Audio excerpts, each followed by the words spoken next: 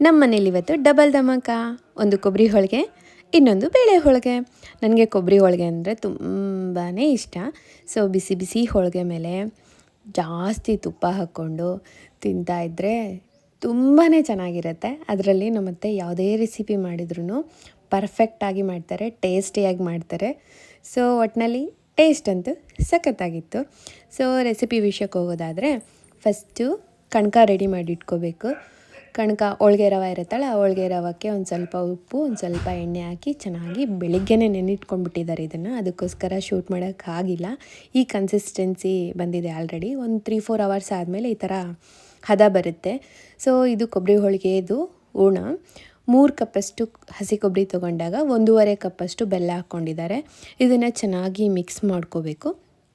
Mix ಮಾಡಿಕೊಂಡು ಇದನ್ನು grind ಮಾಡಿ ಇಟ್ಕೋಬೇಕು. ಗ್ರೈಂಡ್ ಮಾಡಿ ಇಟ್ಕೊಂಡ್ಮೇಲೆ ಇದನ್ನು ಒಲೆ ಮೇಲಿಟ್ಟು ಚೆನ್ನಾಗಿ ಬಿಸಿ ಮಾಡಬೇಕು. ಬಿಸಿ ಯಾವ ಥರ ಮಾಡಬೇಕು ಅಂದರೆ ಅದಾಗಲೇ ಪಾಕ ಥರ ಫಾರ್ಮ್ ಆಗಿರುತ್ತೆ. ಕನ್ಸಿಸ್ಟೆನ್ಸಿ ನೀವು ವಿಡಿಯೋದಲ್ಲಿ ನೋಡ್ರಿ, ಸೊ ನಿಮಗೆ ಅರ್ಥ ಆಗುತ್ತೆ. ಚೆನ್ನಾಗಿ ಕುದಿಸ್ಕೋಬೇಕು ಅದನ್ನು. ಕೈ ಬಿಡಬಾರ್ದು. ಕೈ ಬಿಟ್ಟರೆ ಅದು ಸೀದೋಗುತ್ತೆ. ಕೊಬ್ಬರಿ ಅಲ್ವಾ ಇದು, ಸೀದೋಗೋ ಚಾನ್ಸಸ್ ಜಾಸ್ತಿ ಇರುತ್ತೆ. ಸೊ ನಾನ್ ಸ್ಟಿಕ್ ತವ ಆದರೆ ಬೆಟರು. ಇದನ್ನು ಚೆನ್ನಾಗಿ ಹೂರ್ಣ ತಣ್ಣಗಾದ್ಮೇಲೆ ಹೋಳಿಗೆ ಮಾಡೋಕ್ಕೆ ಬರೋದು. ಈ ಥರ ಹೋಳಿಗೆ ಮಾಡ್ಕೊಂಬಿಟ್ರೆ ಆಯಿತು, ನಮಗೆ ಟೇಸ್ಟಿಯಾಗಿರೋ ಕೊಬ್ಬರಿ ಹೋಳಿಗೆ ರೆಡಿಯಾಗಿರುತ್ತೆ. ಸೊ ಬೇಳೆ ಹೋಳಿಗೆ ಮಾಡೋ ವಿಚಾರಕ್ಕೆ ಬಂದಾಗ ಇವರು ಬೇಳೆನ ಕುಕ್ಕರಲ್ಲಿ ಕುದಿಸ್ಕೊಂಡಿದ್ದಾರೆ. 1 ವಿಸಿಲ್ ಇಟ್ಟರೆ ಆಯಿತು. ನೀರೂ ಪರ್ಫೆಕ್ಟಾಗಿ ಇಟ್ಟಿದ್ದಾರೆ ಅವರು. ಸೊ ನಮಗೆ ಆ ಥರ ಇಡೋಕ್ಕೆ ಬರಲ್ಲ ಅಂದಾಗ ನಾರ್ಮಲಾಗಿ ಬೇಳೆ ಕುದಿಸ್ಕೊಂಡು ಈ ಥರ ಕನ್ಸಿಸ್ಟೆನ್ಸಿ ಬರೋವರೆಗೆ ಕುದಿಸ್ಕೊಂಡ್ರೆ, ಸ್ವಲ್ಪ ಜಾಸ್ತಿ ನೀರಾದರೆ ಅದನ್ನು ಬಸ್ಕೊಂಡು ಈ ಥರ ರೆಡಿ ಮಾಡ್ಕೊಂಡ್ಬಿಟ್ರೆ ಆಯಿತು. ಇದಕ್ಕೆ ಬೆಲ್ಲ ಆ್ಯಡ್ ಮಾಡಿಕೊಂಡು ಚೆನ್ನಾಗಿ ಮಿಕ್ಸ್ ಮಾಡಿಕೊಂಡು ಇದನ್ನು ಬೇಯಿಸ್ಕೋಬೇಕು.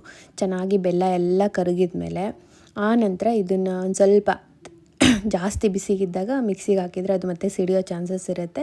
ಒಂದು ಸ್ವಲ್ಪ ಕೂಲ್ ಡೌನ್ ಆದಾಗ ಇದನ್ನು ಗ್ರೈಂಡ್ ಮಾಡ್ಕೋಬೇಕು. ಹಾಗಂತ ಫುಲ್ಲು ತಣ್ಣಗಾಗೋಕ್ಕೂ ಬಿಡಬಾರ್ದು.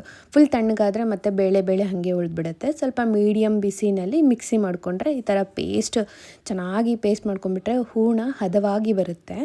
ಸೊ ಮೆಜರ್ಮೆಂಟ್ ವಿಷಯಕ್ಕೆ ಬರೋದಾದರೆ 1 ಕಪ್ ಬೇಳೆ ತೊಗೊಂಡಾಗ 3/4 ಕಪ್ಪಷ್ಟು ಬೆಲ್ಲ ಹಿಡಿಯುತ್ತೆ ಅಷ್ಟೇ.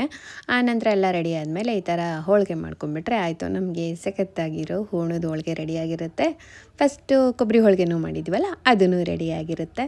ಸೊ ಬಿಸಿ ಬಿಸಿ ಇದ್ದಾಗ ಸರ್ವ್ ಮಾಡಿಕೊಂಡ್ರೆ ಆಯಿತು. ಇಷ್ಟೇ ವಿಡಿಯೋ. ನೆಕ್ಸ್ಟ್